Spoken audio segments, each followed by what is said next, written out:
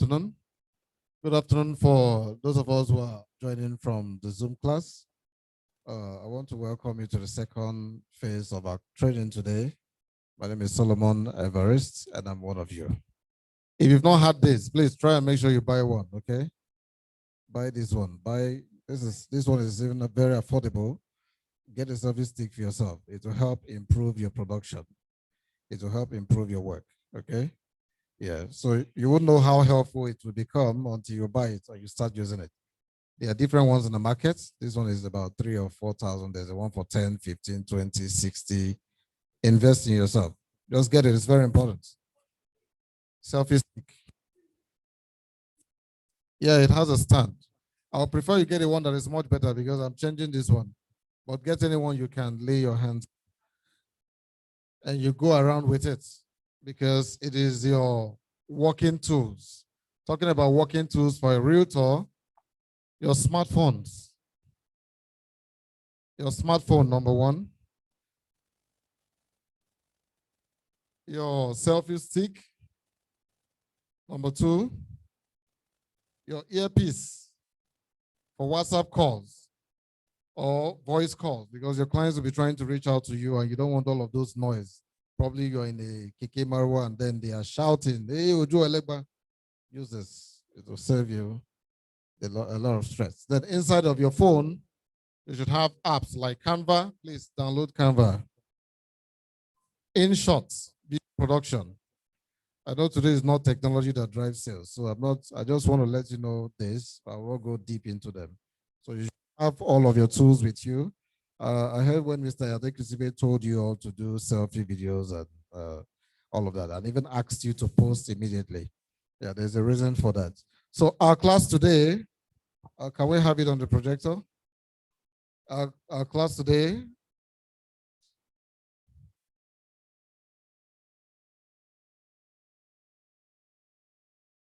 we'll be looking at buyer's journey. We'll be looking at the buyer's journey. Has anybody here attended a class on buyer's journey?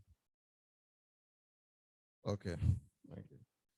Do we have very fresh realtors? If you're joining for the first time, this is your first time in class. You're welcome, man.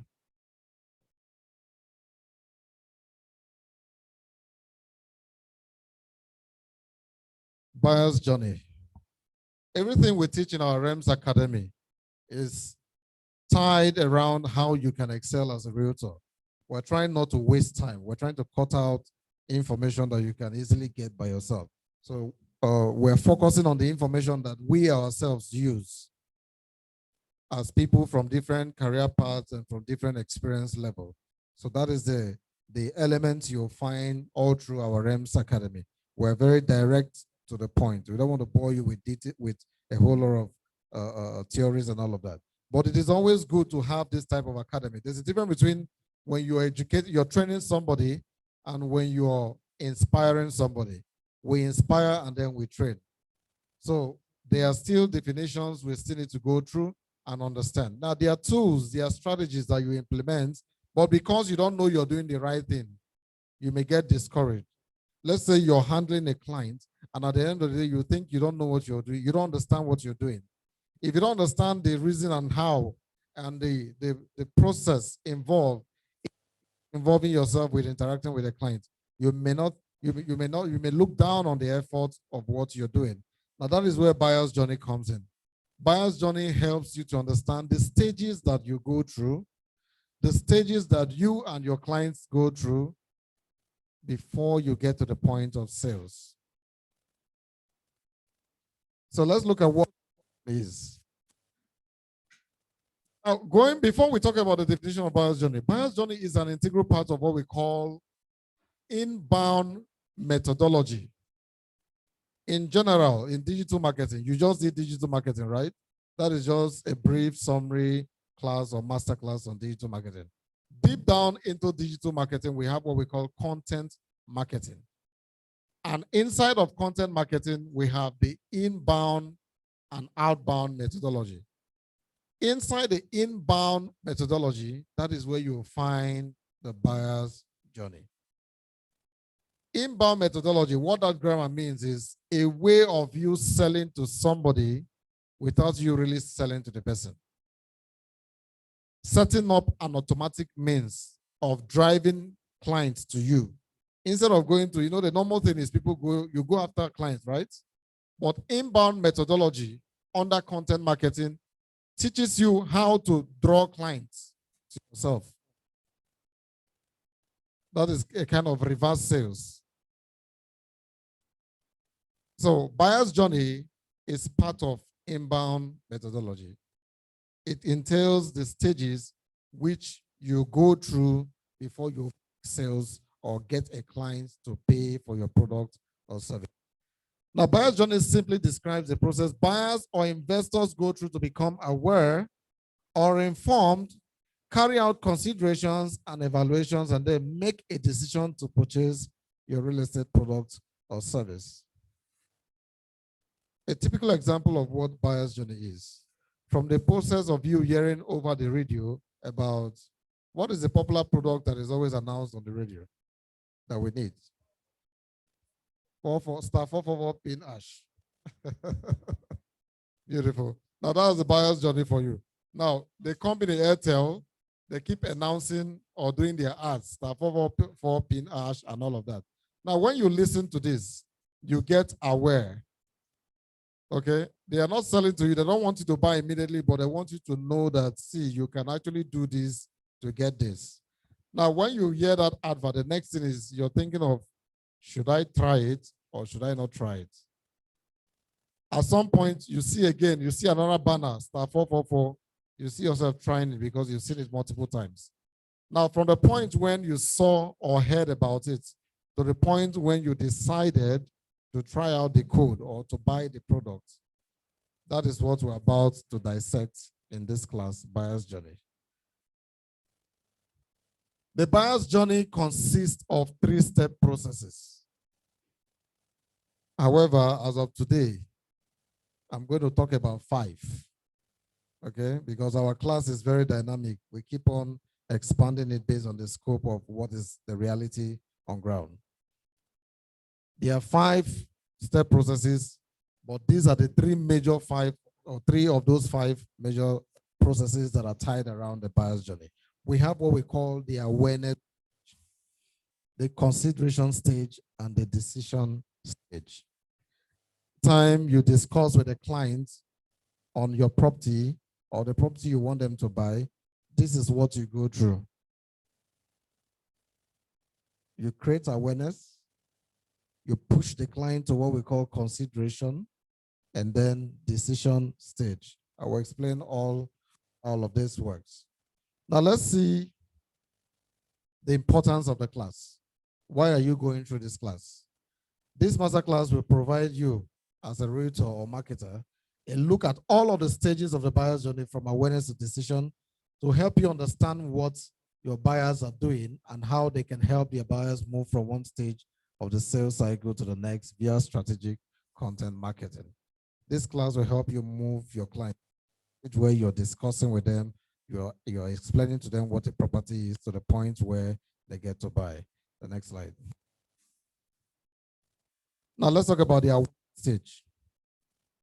The awareness stage is the first stage that your buyer or prospect encounter. This comes as a result of the following: a need for real estate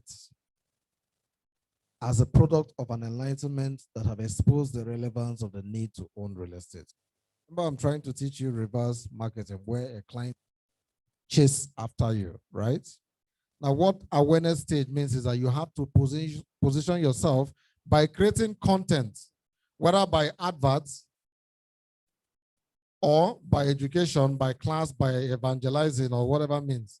Positioning your content in strategic places where people will see and be attracted to you. Because before a client thinks of buying land for land bank or buying house for rental income, they may have at somewhere. Now the question is, were you the reason they had, or was it your information that triggered them to understand what land banking is?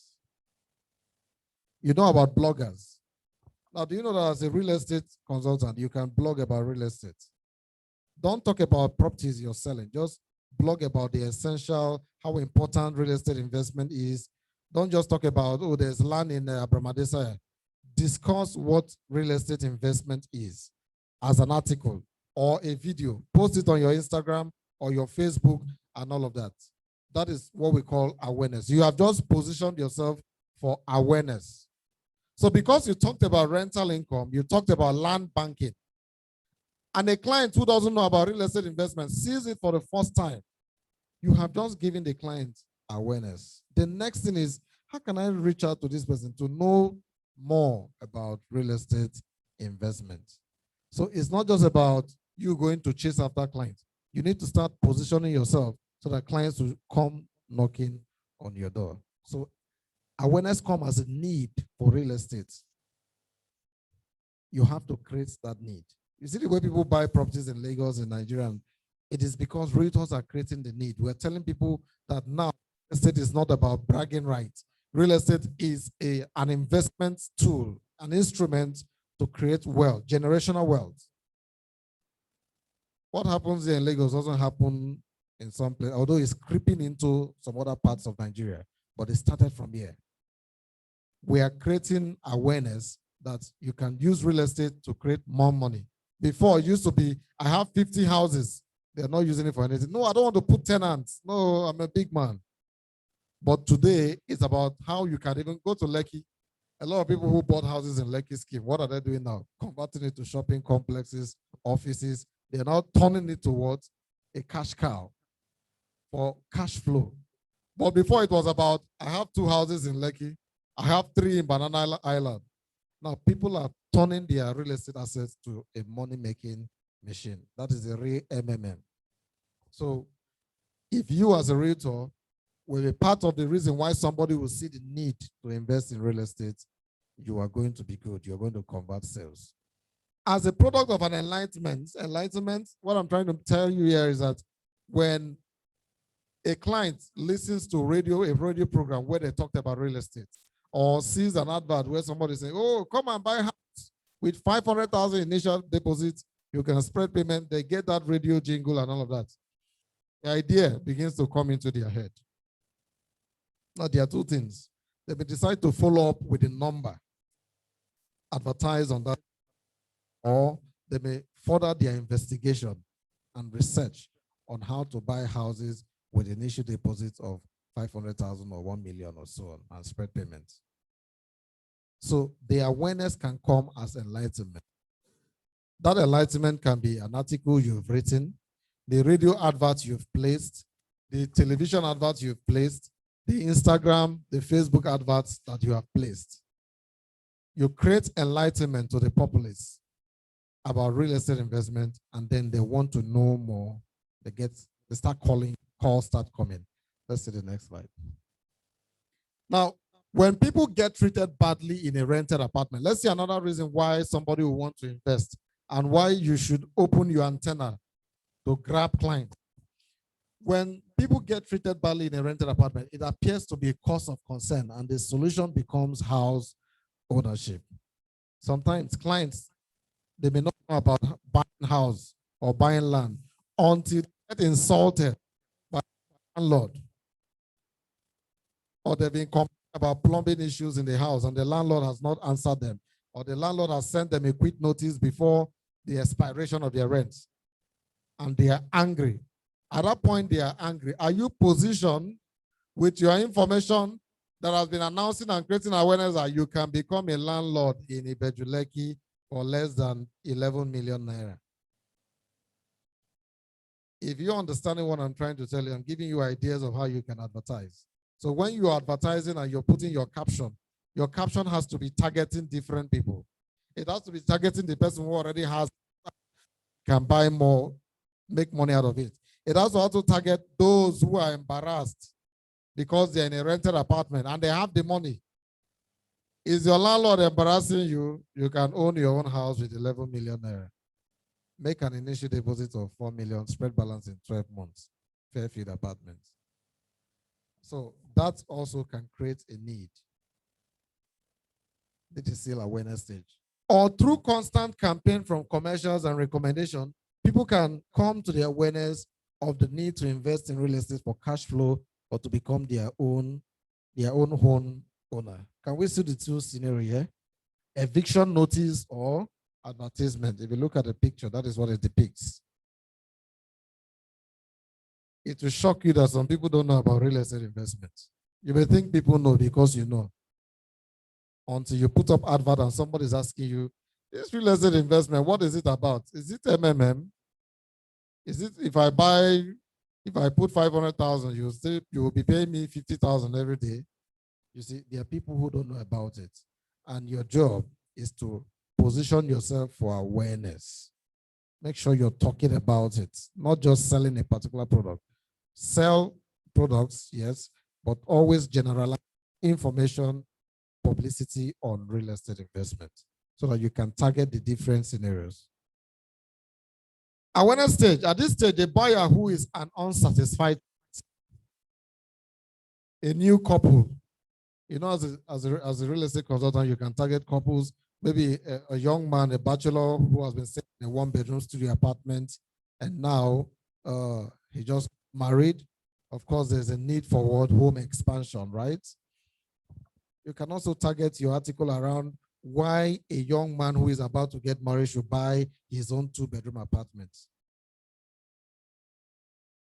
So in the awareness stage, it could be an unsatisfied tenant, a new couple, a growing family, a family of 5, and they stay in 3-bedroom flats. At that point, what do they need? They need something like a duplex or a terrace, if their income can support it. Investor or businessman, they are investors looking for where to put their money. Are you positioned as investors? Is your information talking to them? Are you teaching to investors about how they can make money in real estate? Real estate enthusiasts, there are people who love real estate. They are crazy about real estate. They want to know. They want to know about how they can invest. You can find them. Celebrities who want to change their houses. So at this stage, your buyer can be any of these people. Any of these people can be your buyer. So it's just about you to reach out to them. Realize, okay, still on the awareness stage. So all of these people, at some point in time, they will realize that they have a problem. The new couple will realize that he has a problem for house, to own his own house. The investor will realize that he needs more money, so he has to invest. You as a consultant, you have to help them realize it. Sometimes they may have the problem. They don't know how to describe it. Have you been in that situation where you don't know what's wrong with you? Now that is what you do, consultant. Now you understand that these people have a problem. It's now for you to help them realize that they have a problem so that you can now sell the solution to them. That is what awareness stage is. Anything you can do to turn someone who has no understanding of real estate investment or the product you're trying to sell into realizing that they need it is awareness. And mostly it begins from basic information on the product. So you can go out there and then instead of starting with come and buy Meridian Boulevard, explain why people should even be buying at all. Thank you. So consideration stage, the second step, the second stage of the buyer's journey. Now you have created awareness for your client. The next thing is they begin to consider whether to buy into that investment or not, whether to buy the land.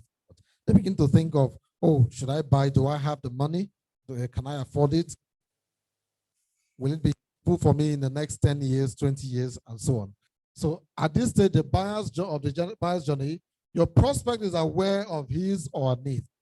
Realize that they have a problem. And you have helped them to understand what the solution looks like. So at this point, they understand it. Now they are thinking, there's a thought about how to make it happen. Now, this is the problem I always have. Some realtors are good at awareness. You create the awareness, but you're not good in the next journey. So what some of us, we do the first stage and we leave the next stage. Then another realtor will now do what? Help you from there. Last time we we're talking about some realtors who always make excuses whenever clients call them for inspection. One of our trainers, for those of you who don't like going for inspection, pass the client to me. So what it means is that you must be ready to do what? Follow up in the stages. You have to help your client make considerations. You need to help them look into the pros and cons. It looks into the investment. For example, does it have a payment plan that will allow me fit in with my current income bracket? Let's say your client earns 50 million every year, and then he wants to buy a house of 45 million naira. He earns 50 million every year. There's a house for 45 million. There's another option for 25 million. You can help the client also to understand that, oh, you don't even need to bring out this 45 million or this 50 million naira ones. What if you apply for a 12 months payment plan, a 16 months payment plan, 18 months, and so on? Or what if you yourself as a realtor present the client with the opportunity of buying a house off plan for 24 months? That's the pros and cons. You begin to also look out for the location or how profitable it is. Oh, within that range, at that axis, this house is going for 50 million, but this house you're looking at, the one I'm showing you, is at 35 million. This is where you give the clients ideas. You call to follow up, and then the client will also call you to make inquiries, like the title, who are the owners, what are the expectations in the development, and all of that. So at this point, you need to be attentive. You need to understand the client. You need to listen to the clients. You don't need to push them. You just need to listen to them and supply them with every information that they require from you. Search documents, the title of the property, the description, site inspections, videos, update videos. You have done awareness. A client has seen your video. He's interested. He wants to buy a house or he wants to buy land from you. Make sure you live with getting the person's contact so that you can help support the consideration stage of your interaction with the client. At that point, what you need to do is supply them with more information. Oh, there's a discount. Oh, there's a promo coming up. If you buy at this point, oh, the initial deposit has been reduced to 2 million instead of 4 million. This is a video of the work. This is the update on site. All of these will help your client to do what? Make fast decision. Okay.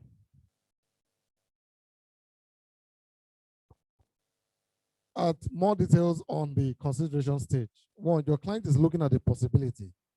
Can I really do this? Can I really buy the house? What are the options? Or if I cannot buy VGC, what other area is closer to VGC?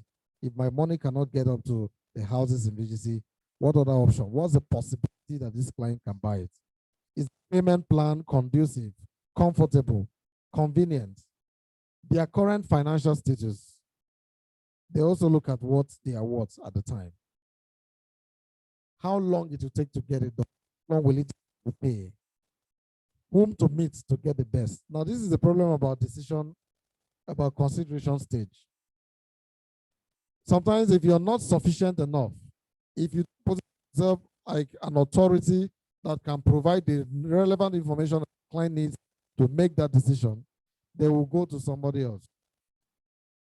They may see your video on a particular estate, Meridian Boulevard, but they are not satisfied with your information. They will look for another realtor that has good content, good information on the same property. And the person is positioned to answer all questions. Are we communicating? Stage is very dangerous. So if your awareness, yes, you've given them awareness, but at this point, they want to part with money. So they need every flyer, any indication of a no or a yes. They are suspicious at that point. What if this realtor is not genuine? See the way he's standing in that video now. You see, this guy will run away with my money. Now the client who said, I'm sorry I didn't buy from you. Just I was scared of guys. So I had to go and buy from a lady. The people say, okay, I had to come to you because I know women don't have information. It's a guy. So I called you to get the information. A client who wanted to buy, he bought from somebody else, about 14 plots. Then came after getting all the information from me and then still had the guts to tell me that, see, oh, I got all the information from you, but don't be offended. I had to buy from a lady because I don't trust guys. I was like,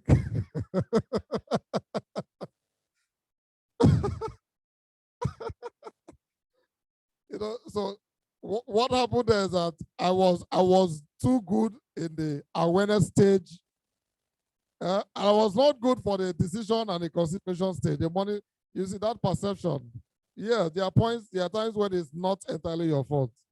Okay, until that perception is taken out of the table.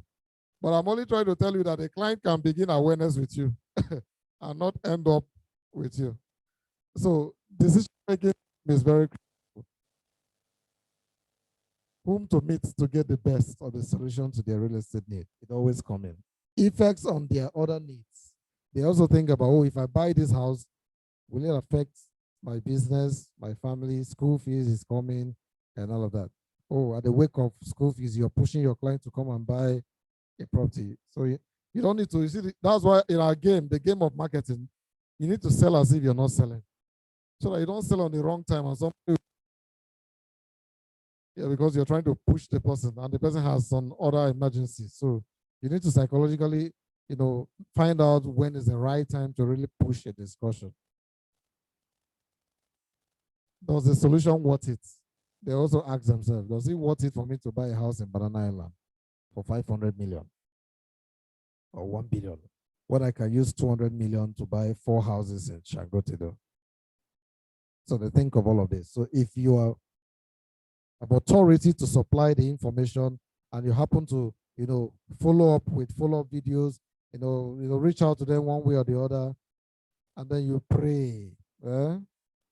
You pray, you need to pray here. That's a considered stage. The buyer, who is your prospect, defines their problem, researches options and solution provided. So like I said, at this stage, you have opened their eyes. During the awareness, you have what? Opened their eyes are not like this.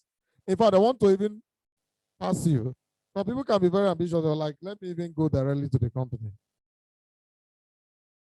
Some go as far as, investigating, making their searches. Some can even go as far as checking, looking out your portfolio on the social space if you have integrity. And that is why we talked about sanitizing your social media space and creating a very good personality, of yourself. It really matters. You think that we're talking about millions here. They can go as far as checking your Facebook, your YouTube, check you everywhere, check you on Truecaller. If somebody who has typed your name as John Scammer. So they go that far. So they look out for a realtor or a real estate firm that can really give them the best of that solution. That is when we talk about branding. You have to brand yourself. You have to position yourself for the business. The next slide. Decision stage. This is the third stage of the buyer's journey. Let's say you've gotten a client from your awareness content. You've helped them through the decision, the consideration stage. The next thing is the decision stage. This one is more dangerous because at this point they are ready, money in hand. They want to buy. They are ready to part with their money.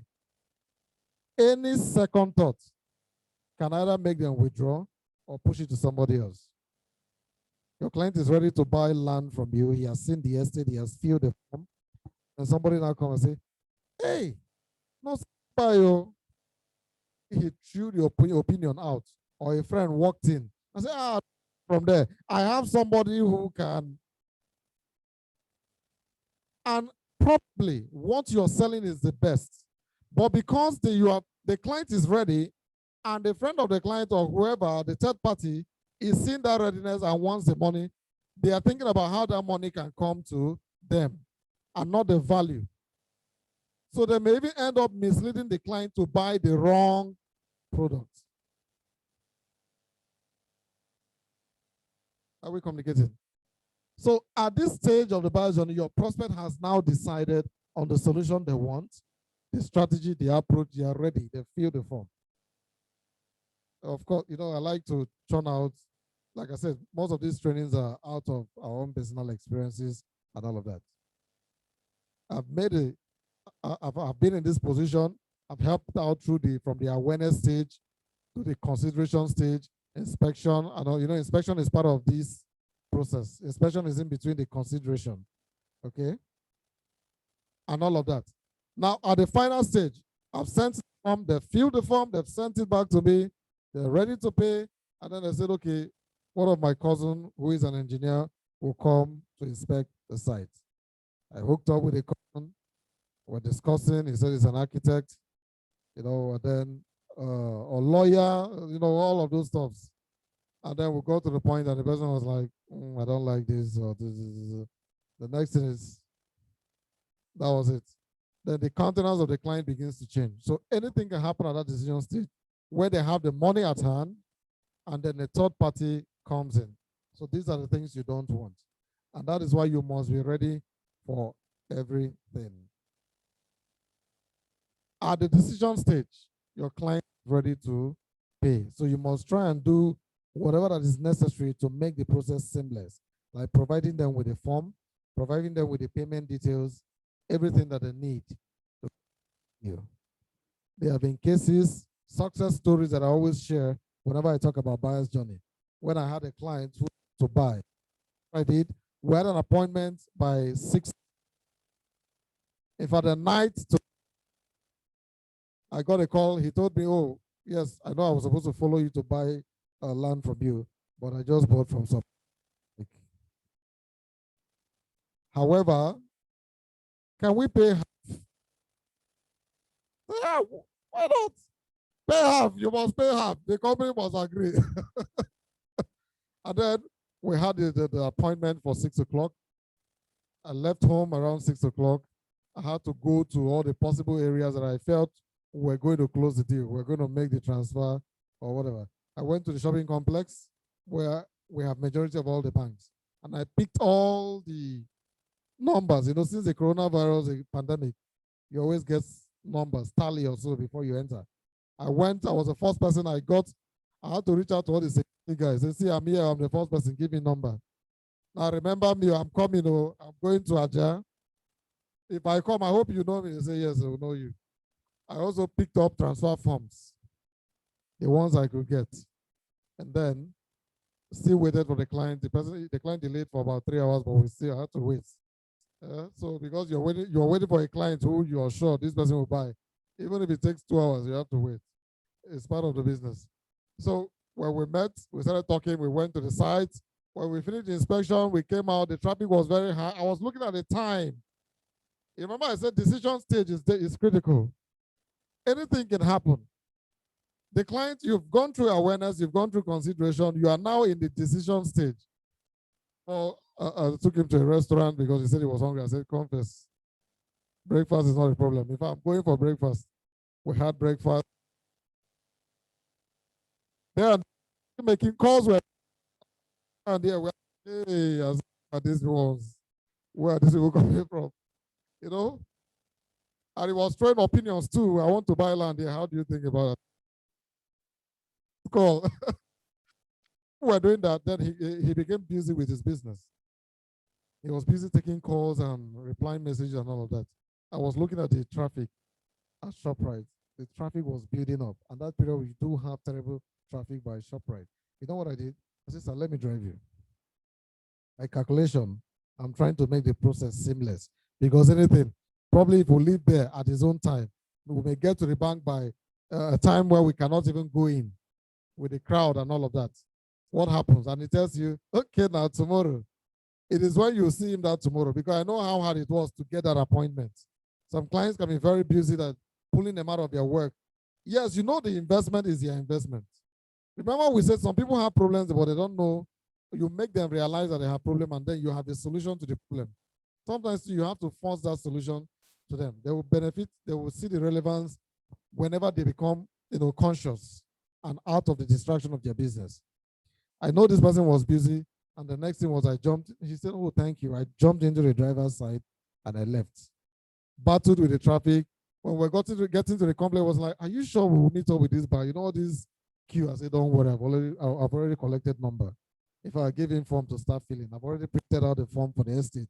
I gave him with my buyer. I bought a buyer. That morning I bought everything. I got everything. I just put out my form.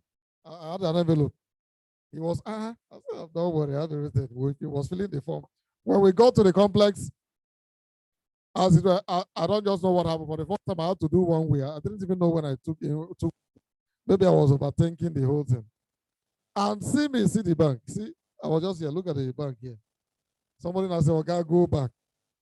I said, "I see where I'm going." Say, "Okay, go back." It was then that I realized it was one. I said, "Okay, sir, please just go to the bank." I had to drive out, park. When I finished parking and I came back, I saw him leaving. He said, "They said he should go to the gate and queue up or something." Looking at the time, it was 3:30. I have number. Don't worry. I went to the security man. "See now, you don't know me again. I've been here since morning. I was the first person here, and people were there." The client said, "Yes, we were here. We were here since morning." I was like, that was how we were able to go in, secure that spot, because you have to prove to other people that you were here. You have so many people queuing up. So we had to make it, because yes, I was there. But imagine you were there 6 o'clock, I'll be 7, I'll be what? And then 3:30. What have you been doing? So the funny thing was how the client also shouted, "Yes, we have been here since morning." That was how we were able to get into the bank, and the payment was done. I got the copy, the client's copy, took the company and initiated the process for receipts. Now, all of this, why understanding of the buyer's job will help you think faster. The whole idea is to make the process seamless. The essence of everything we're doing here, or the whole of all of this thing I've explained, is as a result of the understanding of the buyer's journey. The idea of the buyer's journey is to help you think ahead of the client, to make the experience seamless, to make the experience worth it. Any little mistake. So because you understand it now, you'll be more conscious when you're dealing with a client, especially when you are in the decision stage. You don't want to give them gap at that point until the deal is done. You know the deal is the right deal, unless if it's not the right deal, you know it's the right deal. You know the product you're marketing. And see it as if you don't help your client do this right deal, they may take it to the wrong person. That is a buyer's journey for you. So let's see the next slide. They even go as far as making a list of realtors or firms that can give them what they need.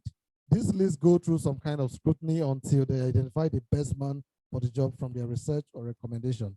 So like I said, just like consideration stage, during the decision stage too, they want to be sure of who they are dealing with.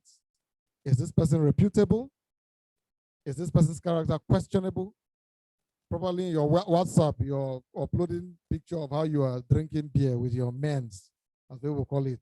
You're high, you're doing shisha. Oh, the client, okay, well done. Chilling with my boys, you're doing shisha. Okay, this is a man that wants to sell me a house of 50 million. Okay, no problem. You call the client, don't worry, we'll buy next week. He has already purchased from somebody that he thinks has the same, not everybody is wild. There are clients that are calm. They want to deal with calm people that they understand. So that is why we say when you're selling, there are certain things about you have to moderate or control, like maybe your religion or political opinion or some other things like controversial matters and topics. You're saying, "Oh, I don't like this. I don't like Salah. I don't like Christmas." What is you're a salesperson. Keep your thoughts to yourself. "Oh, I don't like this one. This person is this." Maybe you're arguing football. "I don't like PC. I don't like PDP." You have to keep your opinions to yourself in your social space. Whatever you have to say should be contribution. It should be more of contribution. I think we can do better if we're like this. Or you're churning out what makes sense to the general population. Even if you're arguing something, but it's constructive and nice. So it puts you in a better light It backs up to your personality. When your clients, during the decision stage, they have the money to you, and then they go looking, they should see something that should encourage them to go do you. I can assure you that the reason why clients invest most times it's not just about the product, it's about the person bringing the product to them. When they are buying, they look at it's you because of you are buying. You're the person showing, are you sure this is good? They buy into you before the product. The next. The buyer, your prospect, chooses a solution. The buyer makes the final decision to patronize your real estate services and products. They are ready to pay for a home or transact real estate investment through you. Okay. Now remember, I said these are the three major steps in the buyer's journey. It has always been like that, but let me upgrade it today. There are two left out of it. Now, there's what we call retention. Retention. You have sold to the client. You also have to retain by doing what we call after sales service. You don't say, oh, so you bought, now you start calling the company. You have to make sure that the receipt of the document, you help the client from that purchase receipt, the invoice, the contract of sales to the point of allocation. Give them updates. Oh, sir, your house is like this. So probably if the person bought into an off-plan development, oh, they've done the roofing, oh, they've done the painting, you update them. When you give them quality service, you retain them, you make them loyal. We're even coming to that, though, but you have to retain them first. So you have to be good to them more after the transaction. Yes, after sales services. There are clients who will buy property of 850 from you when we're still selling the affordable projects at Ibejuleki. I've had somebody who bought 850 because I retained him. Okay, he got another land for 20 million. Later on, did another one for, was it 16 or so? Now, where does that begin from? So if I look down on the client, oh, because it's 850, you disrespect the person. You say, is it not just 850? What have I just done? I have just done awareness, consideration, decision, and then I've passed the client to somebody else because I may lose the client because I've looked down on the deal I with the client. I've disrespected all of that. And I thought to myself that, oh, this client cannot do more than this. So beyond decision making, you have to do better and more after the sales. Apart from that, it leads you to good relationship with your client. That point where you want to do your birthday and your client can send you a birthday gift.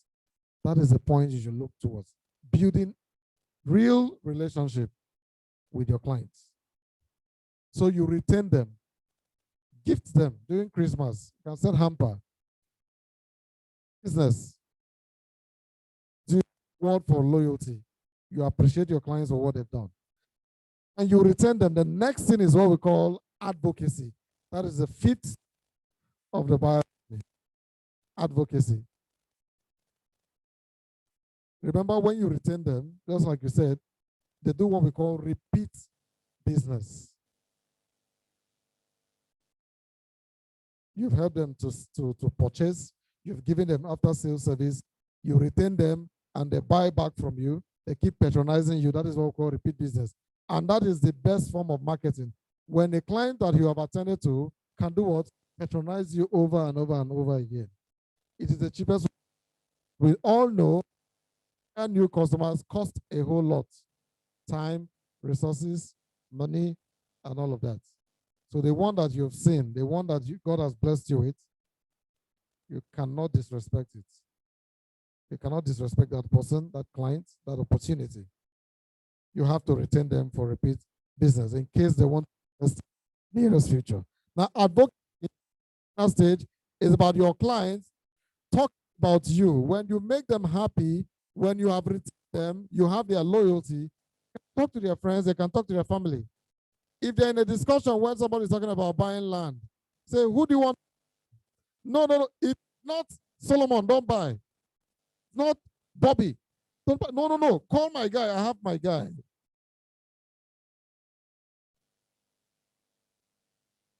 So because you understand the buyer's journey, you have done very well. You have done from A to Y. Then you're getting the Z right. Advocacy, evangelism. You know, marketing graduates, when you delight your customer, there's what we call sales methodology, or what is it called? The last stage of the buyer's journey or methodology is delighting your customer, which is this retention we are talking about. When you make them happy, they talk about the way they talk about you. That is what we call evangelism. They are not just saying he may be good or he is likely to be good. Ah, this is the best way to. I've had a client who filled this form. Well, you know that form section where they say fill your realtor's name. I said he put the name Solomon Everest, the best realtor in Lagos. I said, yes, this is it. That is what we're talking about. When it gets to the, they can label you as the best, as their own, as their, you know, they can talk about you to their friends, to their family members with their full chest. Advocacy. All of this are a product of understanding the buyer's journey so that you know what to do. Let's go forward. How to apply the knowledge of the buyer's journey. Somebody wanted to ask a question. Madam, you wanted to ask a question. Hello, ma. You wanted to ask a question. Okay. Okay. Oh, okay, you ma. Okay. Yes, yes, yes.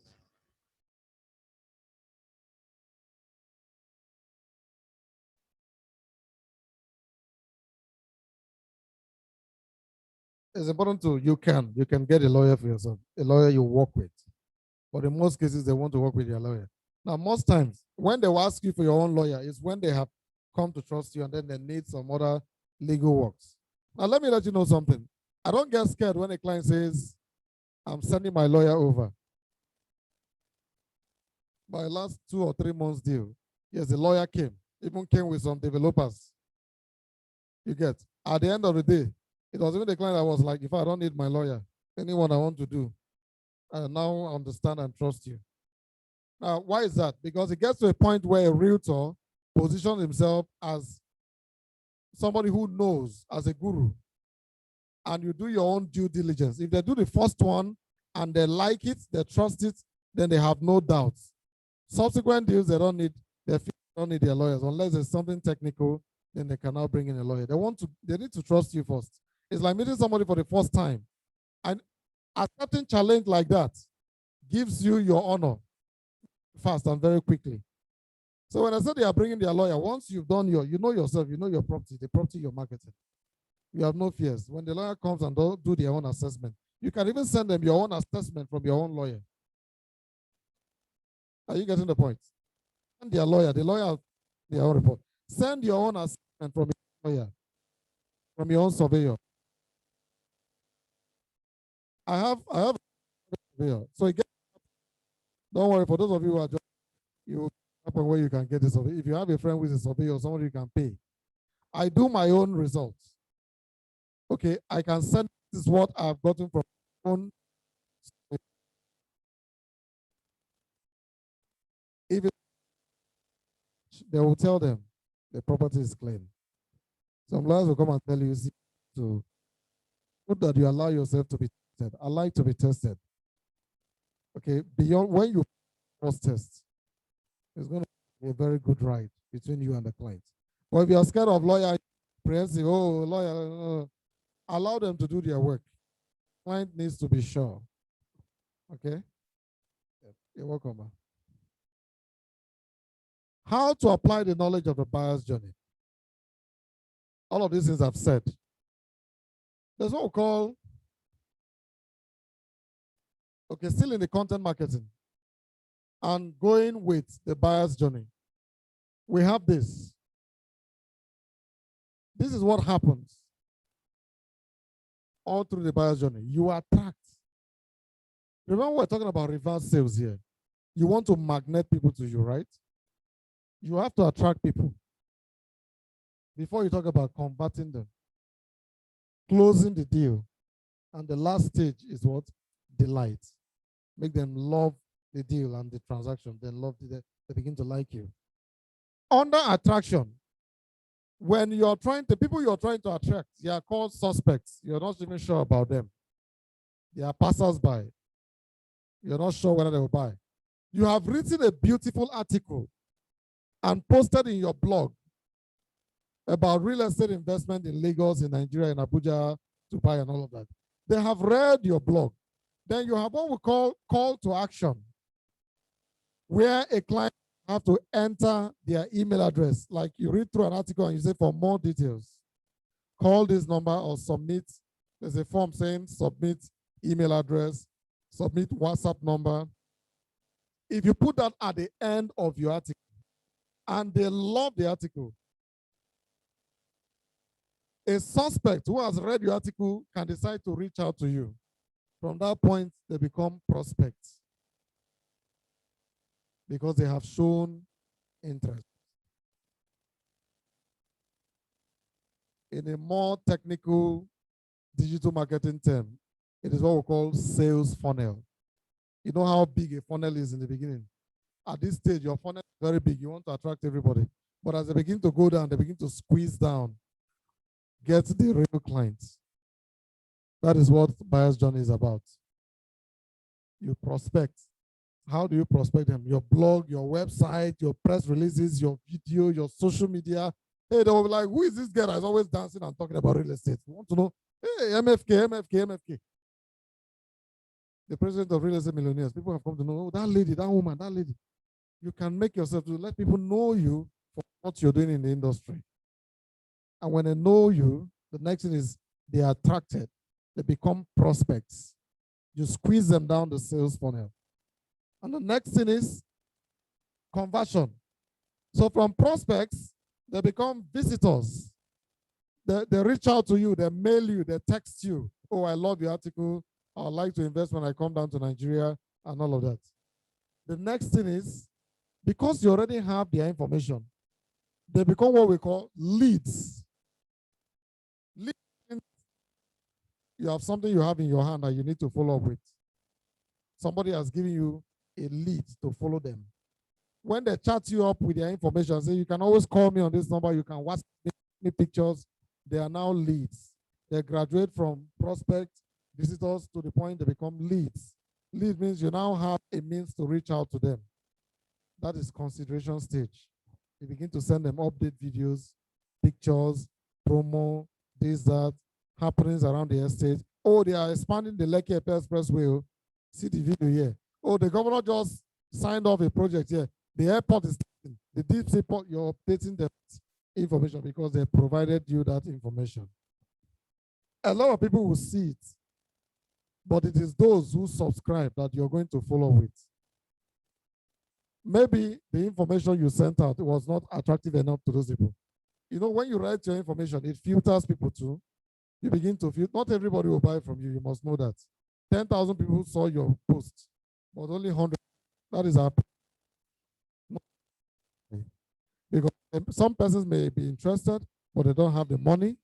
Some people may have the money, but they don't know about spending money, but they want the product. Scenarios.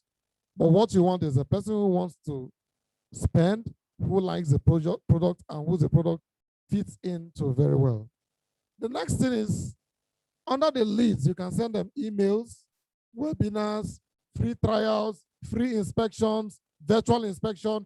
Your client is in Canada and you're talking about, I don't know how to do the inspection. So when are you coming to Nigeria so that I will go and do inspection? Sorry for you. Because when the client will want to come, they might have sold that property out. That is where virtual inspection comes in. There are times when I'll put my camera on, drive to Ibejuleki to show a client. You can do WhatsApp video. You have Facebook Live. You have Zoom, so many platforms. Real estate selling now has been made much easier than what it used to be. So you can organize a virtual a virtual inspection. You can do a full video and send it to them. No excuse at all. At all.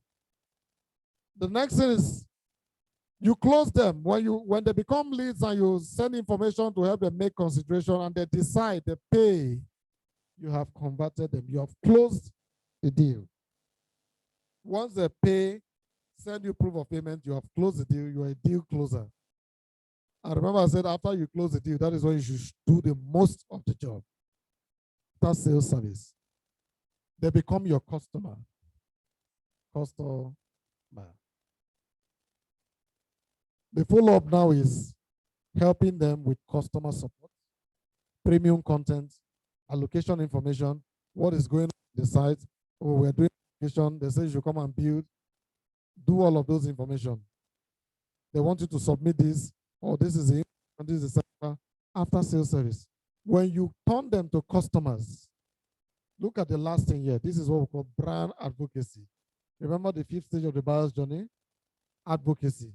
They become your brand advocacy when you delight them. Delight means they are happy about the deal. They paid, they saw the receipt of the transaction, they saw the contract of sales. Some people, when after closing the deal, they forget about the client. Or when the client say, hey, where is the receipt? He says, so when you come now, you go and get it. I've told them to told you, to tell you, to tell you, to told that you, to told that your sister, to told that you to come and collect it. Well done. The next deal, they know who else, they know who to go to. And that's definitely not going to be you.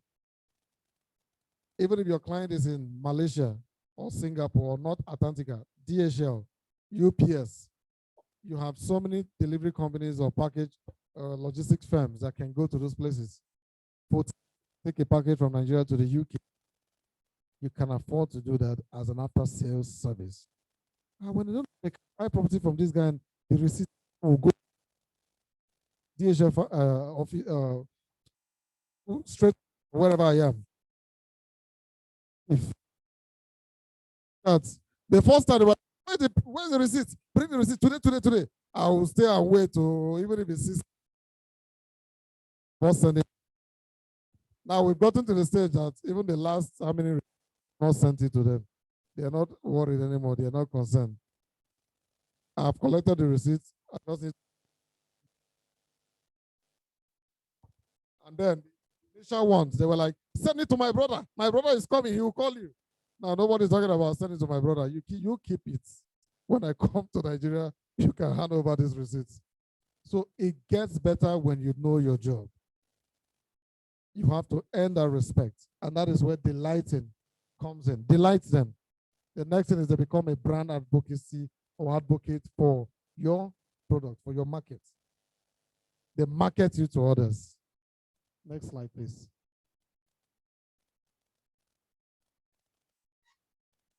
How to apply the knowledge of buyer's journey. Position for attraction. You have to position yourself for attraction. Who are you? What is your personality? What does your personality tell about you? Your attitude, your social appearances, your dressing code, your attitude, your manners. What does it tell about you? You must be likable. You need to be likable. Of course, not everybody will like you, but let some people like you because you dress very neat, or you talk very well, or you're good, or you smile, or you, oh, I like that lady. She's always free. Let people like you for something. Be attractable. You see the big smile here. Even if you do your video and you're like, oh, that lady that smiles, I like her. Oh, the man the one that keeps his face like this, something should be attractive about you. The information you have too. Oh, that guy that knows so much, that lady that knows the way she does her video, I like the video. Position for attraction. Write articles. Go to radio stations. If there's an opportunity to talk about real estate investment, do that. If you belong to organizations, Christian men organizations, young men, youth fellowship, men fellowship, talk about real estate. Have an opportunity to talk about real estate. Attract people. Position yourself for conversion. Conversion, what is the greatest information? What is the greatest tool you need for conversion? When we say position for conversion, what do you need for that? Information. sales, the payment details, the subscription form, the frequently asked questions of every estate you should have studied so that when you are being asked, what's the size? You can answer. It's calling you. What's the size of the plot? I'm coming, sir. Let me call Pastor Bobby. And call somebody.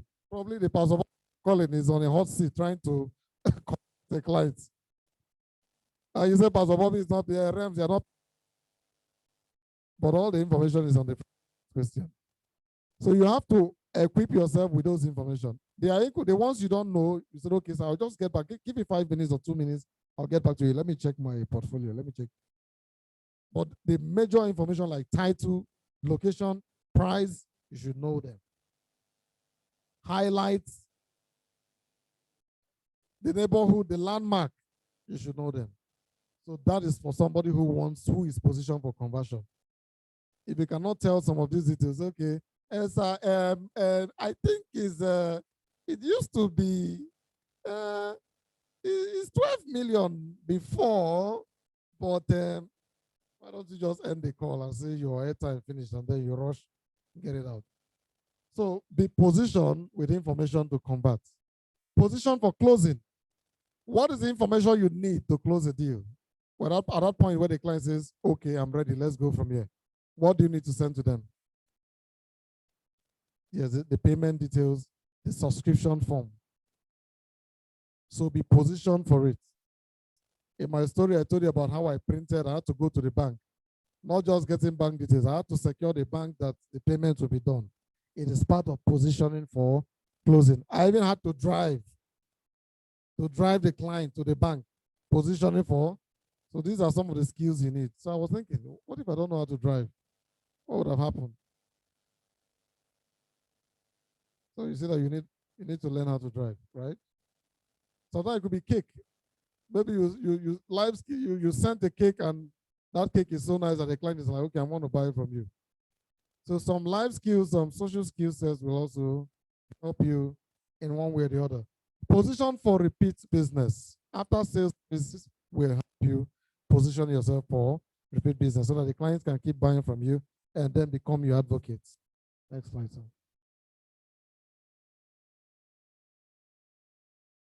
Attraction, build a website.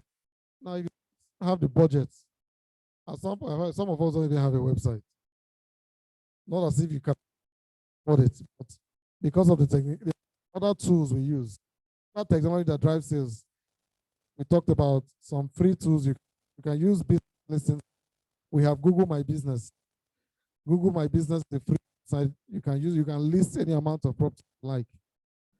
But for WhatsApp, if you talk about business, with WhatsApp business, you can put your catalogs. So these are ready and closer site tools that you can use. Not all clients will have the time to go through your website. Yeah, you can have it, but if you cannot afford it, use free listing platforms that are ready to use, that have no technicalities. Build a blog. You are a free blogger. We have Google Blogger. It's free. A lot of Google products support business for free. You have Google Blogger. You even have Google Website Builder. So you may come here with an intention of selling real estate and you end up becoming a geek. Because as a realtor, at some point you become a geek. You know how to do this. You know how to edit pictures. You know how to edit video and all of that. Especially where we are teaching you. What we are teaching you is how to become a lean startup realtor, where you don't need so much money to establish. All you need is the simple tools and information. With your smartphone, you have enough office. So we're not saying come and brand, come and package, come and spend millions before you start selling. We're saying come and use what you already have to start making sales. Create social media content, write articles. Your Facebook stories should start changing. Let them know, even if they will not buy from you today. I said it on my last class. I said, see, I'm positioning for my sales in the next 10 years, in the next 5 years. Your friends who don't have the money today can have it tomorrow, can have it next year, next 2 years, 5 years. And so they should know you as that go-to guy. So the money you should make five years from now, you should start now to build it. Because there are people who will start buying from you because you have been in the business for long. So they know, hello, you're welcome. So they know that you are the bomb. If you can survive in a business for 5 years, for 10 years, it means that you know what you're doing. Or do you want a situation whereby when your friends now start making money? Because some people will be thinking, are you sure I can last 1 year, 6 months, 2 years? Madam is like 15 or 16 years in the industry. I don't think she pays for adverts. Sometimes it's customers who come to her, maybe people who have known her, who have been following her for like 4 years ago, 5 years ago, and now they are ready to buy. Legacy too can help you convert sales. Free, that is where the free money comes. You've been going for inspection, they've not been buying, no sales. It is that inspection you're doing, that activity, attending trainings, going for home opening, what is it called? Housewarming and all of that. People are seeing your face that you are associated with real estate. Maybe the day they want to buy, it won't be one. That is one thing we don't understand. Are we following? Even if it takes you 1 year, 2 years, and you're still positioned in the business, probably you're doing a side hustle to fund it. Legacy, two, is a free marketing system that helps you get free money. You don't pay for advert, but people are calling you because you have established yourself as an authority in the business of real estate marketing. So creating social media content will help you achieve that. Now, positioning for consideration, create products. We already have FAQ for the product. You can recreate your own, brand it with your name. Create sign-up forms. We have Google Forms. It's free. If you want your clients to subscribe from your website or from your, fill this form if you want me to call you. Fill this form if you're interested in this property. You send the link. You can add it to the content you're creating on social media. When you write an article on real estate, create a Google form. Connect the link to your article. If you're interested, click the link below to sign up for my newsletters or my update videos and all of that. Free Google form. Create landing pages with call to action. Offer inspections, free inspections. Free inspections, always stress on it. Free, we call it freemium product. When you free, you put up that feature of free. It enlightens up. Oh, when I know we can go for the inspection, maybe have small chops or housewarming, maybe have small chops, and they may just come and then the next thing they want to buy. But when you say pay money for inspection, you already they have the, we are all human, we're all in the same. So you must think yourself the way you live. Offer virtual tours, okay, so for consideration. These are the things you do during consideration. Now, position for decision making. Provide payment details. Customer support. After sales, gift, and incentives. Talking about gifts here. Oh, your client bought a certain amount of property. It doesn't mean you buy everything. Customer, yes. Offer customer support. Point of decision making. Point where you want to say, sir, can you call Gracias? Yeah. Some people, when it gets to that, would want to pay, say, okay, I need payment details. Sir, can you call Gracias office to send you payment details? Would you want to do that? If you don't know customer service, it is at that point you should become number one experienced customer service in the whole world. When the client says, send the payment details. Okay, please do.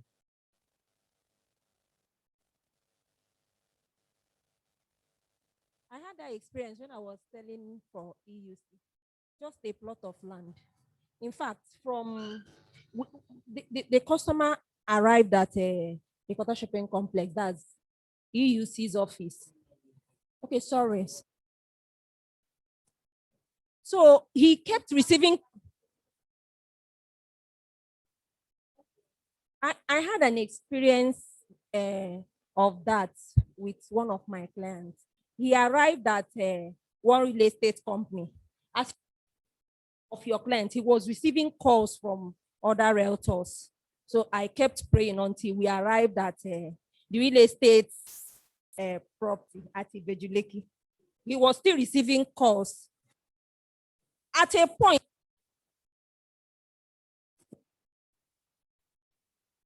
for the other, you know what I did? I don't want to call anybody, even the owner of the real estate company. I just supported my clients with 10% discount. And we are on his second property.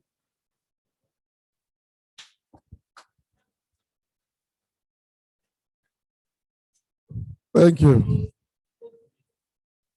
What she just did is what is that again? Decision. Decision. Customer service mixed with decision making and support.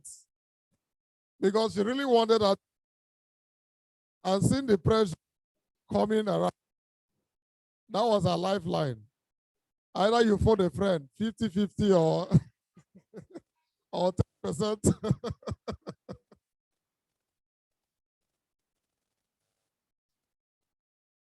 Now that was a strategy to escape that.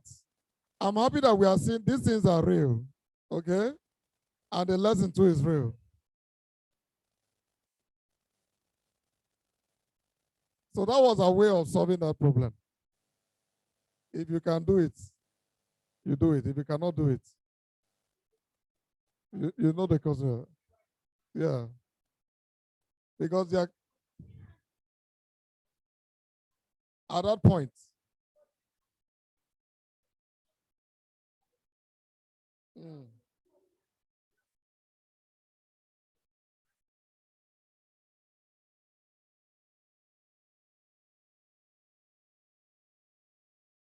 now in a case where you cannot afford the discounts,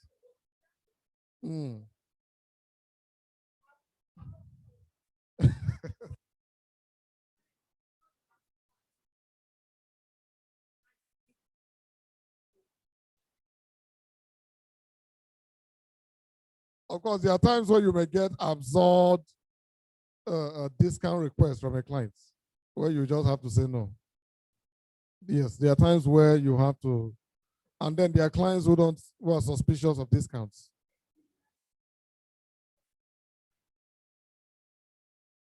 I know. Now it comes to a case where a client is asking you because another realtor has given the clients discount. And the client wants to take advantage of that to say, oh, someone is giving me 10%. Can you give me 40% or 20% or 15%?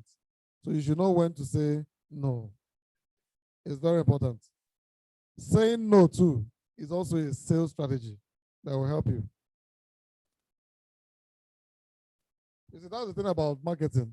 You need to, all of this class, what this whole class is helping you do is become so, sensitive to the kind of answers that you provide and what you do. Everything will be running in your head. Decision making. And it has to be at fast speed of light. Yes. So when a client says, oh, I want you to give me something that is not even obtainable, it's good you say no. As you can't give what you don't have to start with. And then it goes to show that maybe what you're selling is not standard. Tomorrow is about tomorrow. Tomorrow when the client calls you again and say, I saw this property for 5 million, I want to buy from you. Can you say, can I buy for 2.5? You understand? So, yes, it becomes a culture, it becomes a problem. But at the point where you know, oh, if I give this person a 5%, there are times when realtors do it. Oh, 5%, especially where there's an incentive or a target. You get, so what you did was brave, and that was a good one for you, and I'm happy for you. Yes. You want to apply?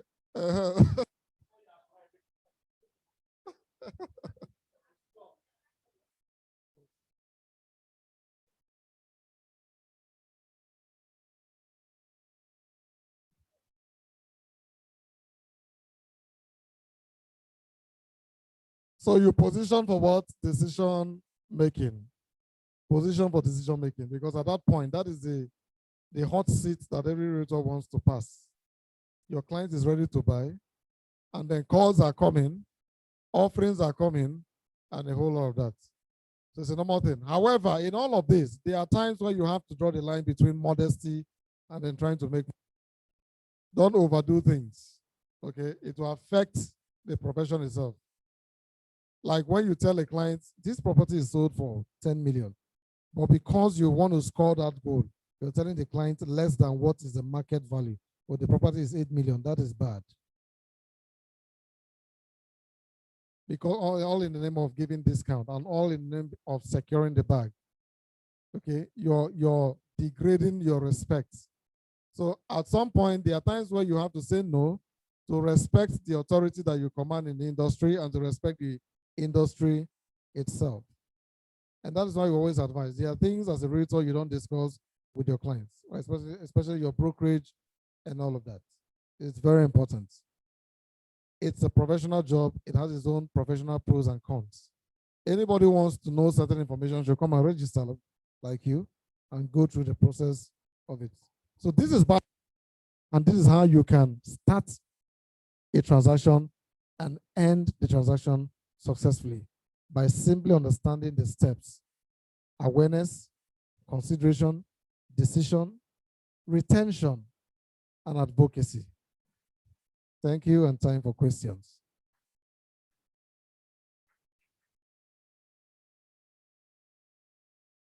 So if you have questions, you're free to ask.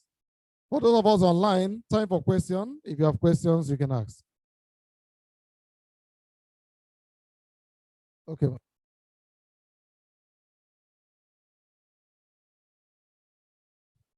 My name is Ejide. Ejide, yes. My question is, I'm a newcomer here, and I want to ask, as a newcomer, what do you advise? Do you advise us to pick 1, 2, 3, 4 properties or close the sale? What do you advise for me? Your name is written in your cap. Oh. That means you've been a realtor before Rams. Or why do you have your name written? Okay. No, I'm talking about your cap. Your cap is branded. Okay.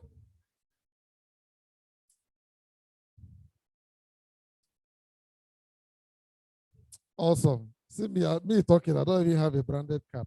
Is it fair? You're ready for the business. You're welcome. You're very ready. Now, talking about products, you can see yourself as a grocery store or a warehouse. There are grocery stores that are focused on maybe cosmetics. And then there are general people's stores, games, spa, and some of these other shops where you have tools, you have accessories, you have provisions, you have food, and all of that. So you're providing people a broad range of, options, but you need their money. You have all of this value. Now, at this point, you have to decide what will work for you. For my person, what I will do is I will have different. I go with price range. You have the one because you have to consider the 4 types of customers. We have the cheap customers, cynic customers, we have the welcome customers, and wealthy customers. Yes. So you sell to these 4 categories. You must understand the different types of customers and purchasing habits. Maybe my cycle of influence. I don't even know what people have. I don't know people's pockets in my cycle of influence. So I want to introduce the 4. I'll pick a product that is affordable for the first set of customers, the second, the third, and the fourth. Now, where the interest lies is the one I'll promote more.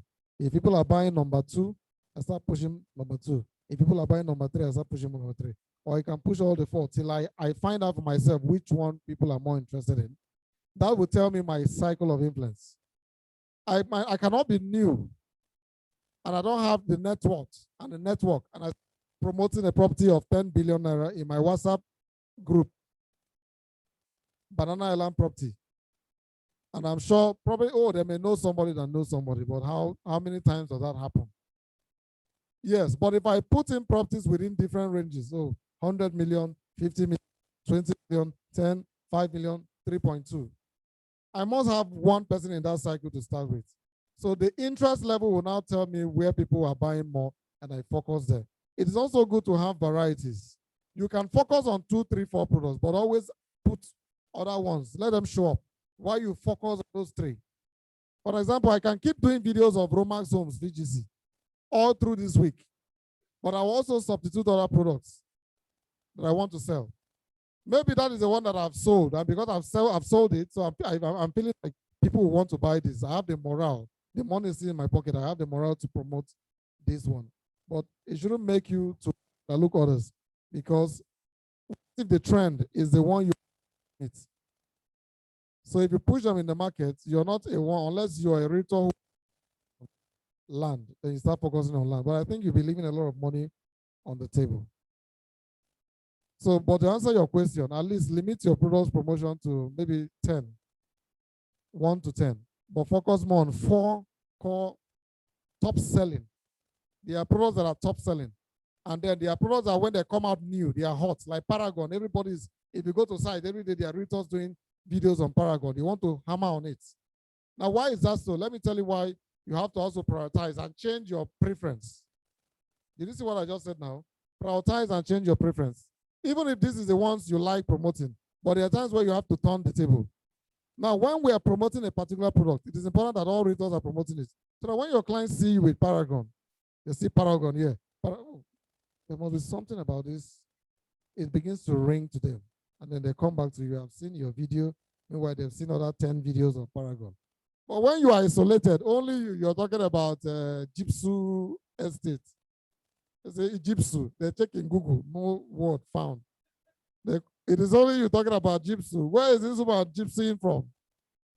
Okay. So it raised eyebrows for suspicion, for questioning, scrutiny, and all of that.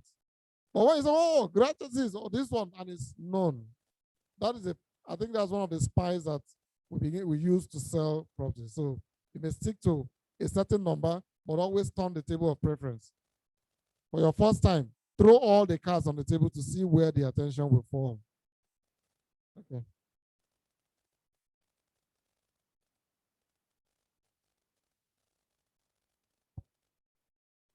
Okay. Now talking about the script, you have to sit down and plan what will work for you, like how you want to do your inspections, trainings.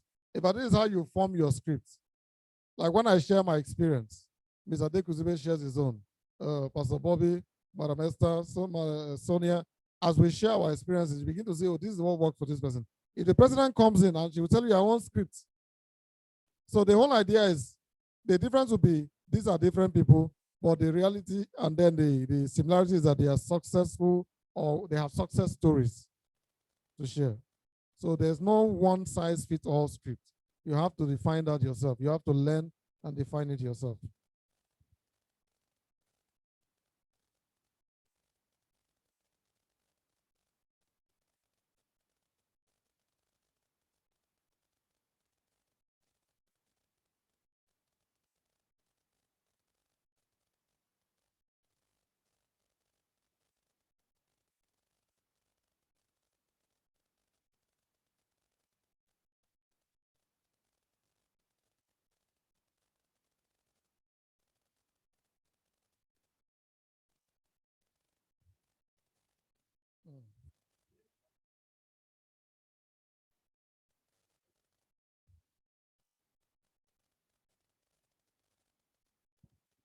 All right. So what I feel you should tell the client is that great urgency. Sir, this plot, people are buying. I can't say when to finish. I can finish tomorrow or even right now. Plots are limited. The best thing you can do is just drop an initial deposit of 1 million, 2 million. See, even client companies tell you that deposit is 3 million naira. You can pay 1 million naira, sir. I think that's realtors secret. If company says this initial deposit is 3 million naira, the client is serious, they can pay 1 million. Company, please, I want to buy. What's that money? I need 1 million. We'll pay within 1 month. Balance the rest. Anything is possible if you can negotiate well. Negotiate that close. Just make sure that you lock down. Sir, lock down. Lock down with something first. Or else you lose property. You know that they fly, the people that are buying. Because if it's buying, everybody buying, you just you're buying. So I was telling and in realms, whatever's going on in realms also can be personalized to your own achievement too. We are selling. Sir, you are selling this thing. It's very soon to sold out. So great urgency, and I'm sure we'll buy. So 6 plots now. The client just another person bought 12 plots. Now all of those being a member of REMS. What is it called? Success story. Oh, a member sold 12 plots. Like when one of us sold 12 plots of 12 million land at a go. That's the president herself. We tied, we all that day we were celebrating. I did a video and the client, why are you people shouting? I called one of us just sold 12 plots. The land is selling fast too. It also creates urgency for people to invest because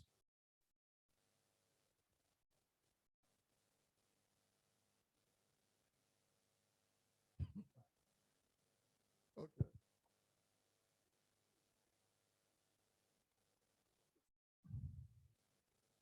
Okay, somebody said, how do you create urgency? Okay, by saying it and acting it. Saying it and acting it. We just answered it. When you talk about creating urgency, I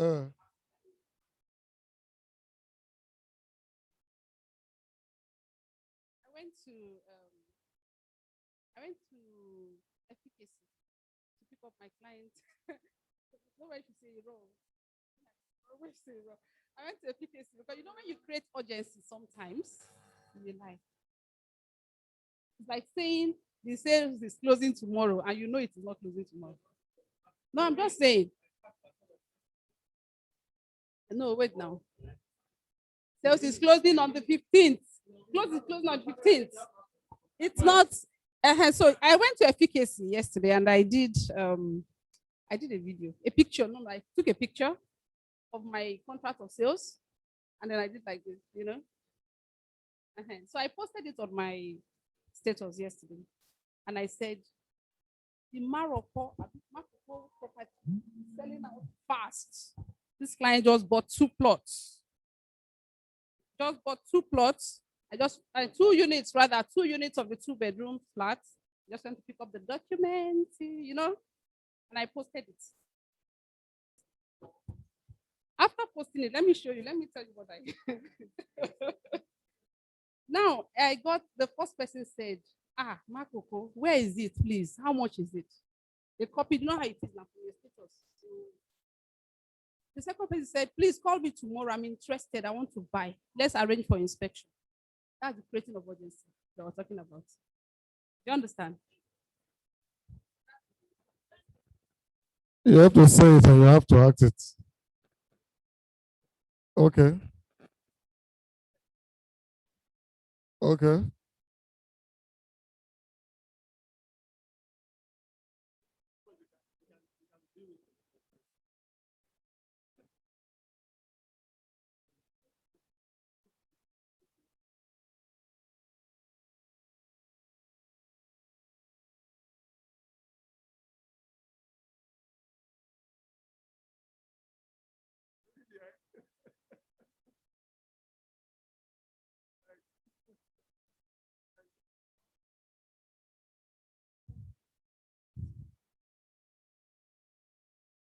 Now, to add up to all of this, now for those of us who are new, you'll be thinking you're new. See, the best people who will sell, you already have a career. Some of us already have businesses. We already have understanding of what life is. I'm not seeing anybody who is who is an adolescent or a teenager here. I'm seeing people who are grown-ups, who have done something so they have experience. All you do is to tie the business to your experience, your network, then you fly. Fine tune it to, if you're a pastor, Pastor Bobby is a pastor, maybe when and the form and the word took form. He may start with that. Then the word was with form, and then the land was created. Have you bought land? That can work for him. Just remember, if you don't buy land, you're not going to heaven. That is for him because he's a pastor, he was his own way. As an engineer, you find your own way as an engineer. As a salesperson who have sold something before, or as a medical professional, There are different ways. It's like bringing an accountant, okay, to preach. An accountant understands numbers. And that experience of numbers will help you to even preach better. Be very precise with evangelism, converting souls by number, by multiplication, and all of that. So whatever experience you've had in the past can really help your sales effort. Can we take more questions or? There is something that got me a client sometime